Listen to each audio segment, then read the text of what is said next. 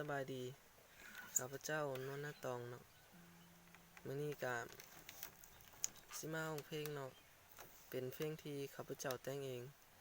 ชื่อเพลงว่าทางฝันเป็นจังใดนั้นไปฟังกันเลยอายก็เพิ่งฮู้ว่าอายโง่มาตั้งดนถูกเจ้าหลอกใส่เหยียบใจแบบบ่ฮู้ว่าสาเจ้าบ่เคยฮู้ว่าอายนี้ต้องเจ็บเท่าไรบาดแผลหัวใจเจ็บส่ำใดบ่มีไผเยียวยาทุกหยดน้ำตาดินใดมาบ่มีไผเดียวแลทุกหอยวาดแฝงบ่เคยแลแม้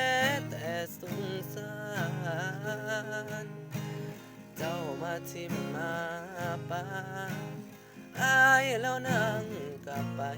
มาเหยียบหัวใจอายให้เจ็บซ้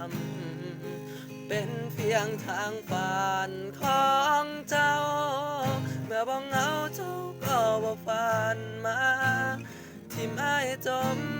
กับน้ำตาแล้วเจ้ากันลาไปมีผู้ใหม่ทิ่มอายไป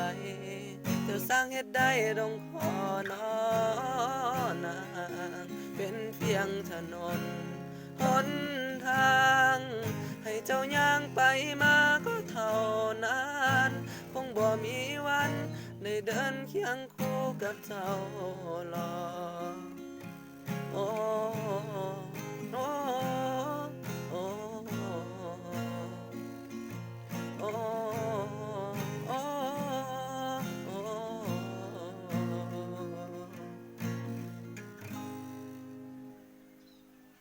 จบเป็นจังใดก็ฝากกดไลค์กดแชร์ได้เด้อเนาะกดติดตามสำหรับคลิปนี้สบายดี